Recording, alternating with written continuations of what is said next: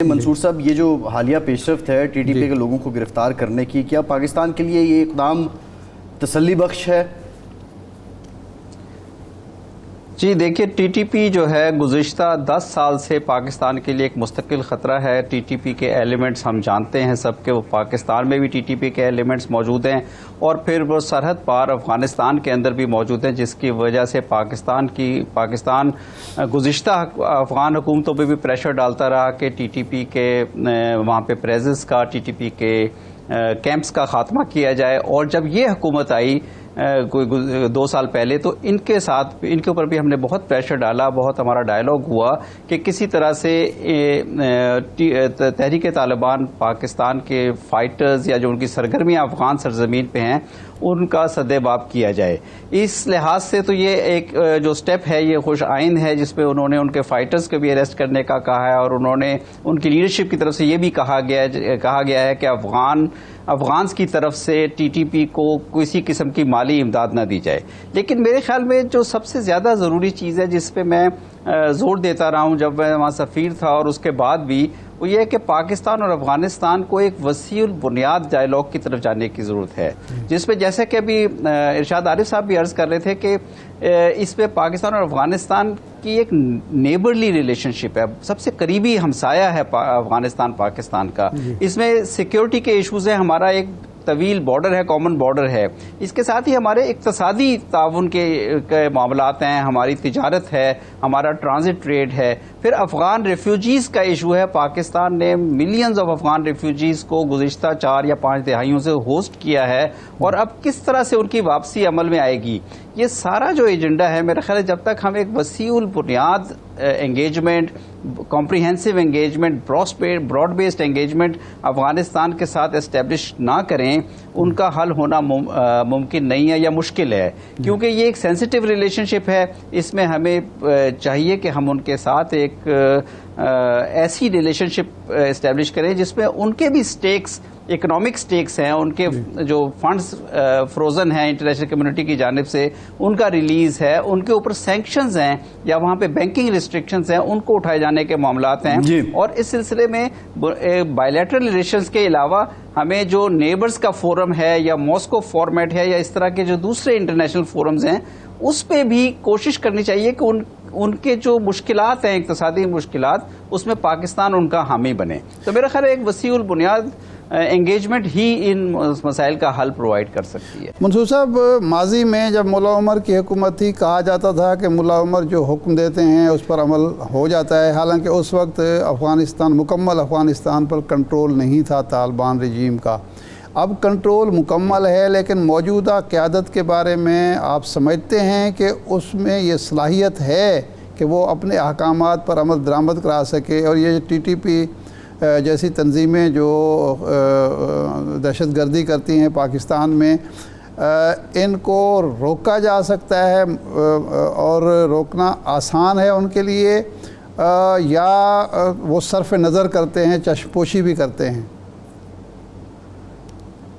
دیکھیں، ملا عمر جو ہے طالبان موومنٹ کے چونکہ فاؤنڈر تھے، ان کا تو بہت زیادہ انفلوئنس تھا موومنٹ پہ اور اس کے موومنٹ کے ہر رکن پہ گراؤنڈ لیول تک۔ اب یہ ہم 20 سال آگے آ گئے ہیں اور اس میں افغان طالبان نے انسرجنسی بھی 20 سال کی ہے، فائٹ کی ہے، تو میرا خیال ہے کہ وہ حالات اور یہ حالات فرق ہیں۔ لیکن ایک بات تو بالکل واضح ہے کہ جو چین آف کمانڈ ہے افغان طالبان کے اندر یا افغان حکومت کے اندر، وہ اسٹیبلشڈ ہے، اور جو بھی فیصلہ ایک سینٹرل لیڈرشپ کی طرف سے ٹاپ پہ ہو جاتا ہے، اس سے کوئی ایگری کرتا ہو سیکشن آف طالبان موومنٹ یا نہ ایگری کرتا ہو، لیکن اس کو امپلیمنٹیشن میں کوئی رکاوٹ نہیں بنتا۔ اور افغان حکومت، افغان طالبان، افغان سیکیورٹی انسٹیٹیوشنز میں یہ صلاحیت موجود ہے۔ انہوں نے واقعی اس 2 سال کے اندر ایک کمپلیٹ کنٹرول اسٹیبلش کر لیا۔ اتنا کنٹرول یو ایس کی فورسز کا یا نیٹو کی فورسز جب پریزنٹ تھیں وہاں اس وقت حکومتوں کا نہیں تھا۔ اب افغانستان کے اندر امن و امان کی جو سچویشن ہے وہ بہت بہتر ہے، کنٹرول ہے افغان طالبان کا۔ لیکن ساتھ ہی ارشاد عارف صاحب نے جس طرح ابھی بتایا تھا کہ ان کے وہاں پہ کچھ اور گروپس بھی موجود ہیں، جس میں داعش ہے یا ای ٹی آئی ایم ہے یا سینٹرل ایشین گروپس ہیں، تو ان کا خدشہ افغان حکومت کا یہ ہے کہ اگر وہ بہت زیادہ کسی طرح سے ایکشن لیں گے ان گروپس کے خلاف، ٹی ٹی پی کے خلاف یا دوسرے گروپس کے خلاف، تو وہ داعش کے ساتھ ان کا نیکسس بڑھے گا. اسی لیے ضروری ہے کہ پاکستان اور افغانستان مل کر ٹی ٹی پی کے خلاف ایک حکمت عملی اختیار کریں. جی صحیح نہیں، لیکن اگر دیکھیں نا، مل کر تو ہم کوشش کرتے رہے ہیں. جو ڈائلاگ ہوئے تھے 2-2.5 سال پہلے، اس میں بھی یہی طے ہوا تھا، لیکن ہو نہیں پایا. یہ میرے سوال کا مقصد یہ تھا کہ جب ملا عمر نے کہا کہ اب پوپی کاشت نہیں ہوگی، منشیات کا کاروبار نہیں ہوا، تو ہمیں اطلاعات ملی کہ جی مکمل کنٹرول ہو گیا ہے. لیکن اب وہاں منشیات کا کاروبار بڑھ رہا ہے، پیداوار بڑھ رہی ہے. تو اس کا مطلب ہے ان کے احکامات کی خلاف ورزی ہو رہی ہے یا وہ صرف نظر کر رہے ہیں؟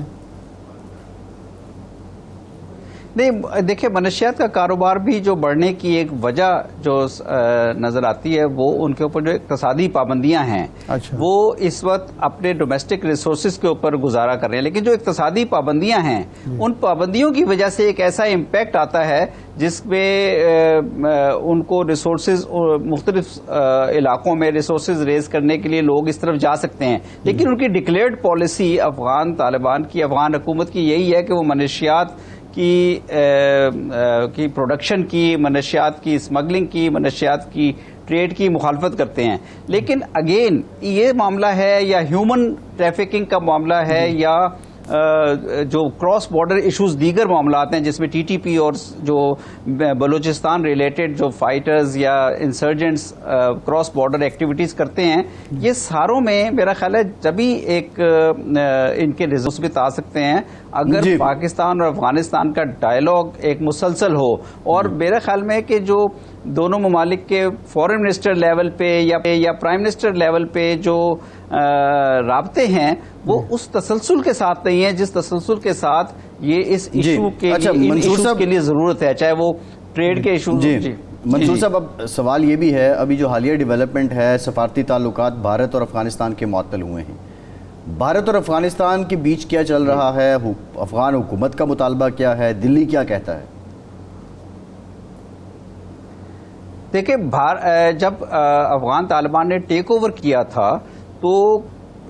باقی ساری ایمبیسیز جو ریجن کے علاوہ اور افغانستان کے نیبرز کے علاوہ زیادہ تر ایمبیسیز وہاں سے چلی گئی تھی، سفارتی تعلقات ان کے منقطع ہو گئے تھے. لیکن صرف جو نیبرز کی ایمبیسیز ہیں، پاکستان ہے، ایران ہے، چائنا ہے، یا نیبرز کے علاوہ رشیا ہے یا کچھ سینٹرل ایشین کنٹریز ہیں، ان کی ایمبیسیز موجود رہی تھی. بعد میں یو اے ای یا سعودی عربیہ نے اپنی پریزنس کی، جاپان نے بھی بعد میں بھیجا، ای یو نے بھی بھیجا. تو بہت سے ممالک نے ابھی تک ان کے ساتھ سفارتی تعلقات ریسٹور نہیں کیے. اور افغان طالبان کی حکومت کا بھی ڈیمانڈ تمام ممالک سے یہ رہی ہے کہ ان کی ایمبیسیز کا کنٹرول وہ افغان طالبان کی حکومت کے ہاتھ میں دیا جائے، نہ کہ گزشتہ حکومت کے جو نمائندے بیٹھے ہوئے ہیں. اور چونکہ ان معاملات میں اسلامی امارات جو ہے افغانستان کی اور بھارت کی حکومت کے درمیان کوئی انڈرسٹینڈنگ نہیں پیدا ہو سکی، اس لیے میرا خیال ہے کہ ابھی ریسنٹلی جب افغان ایمبیسی کی طرف سے وہاں پہ عدم تعاون کا شکوہ کیا گیا بھارت کی منسٹری آف ایکسٹرنل افیئرز سے، تو وہ پھر اس کا نتیجہ یہ نکلا کہ وہ تقریباً سفارتی تعلقات نہ ہونے کے برابر رہ گئے ہیں.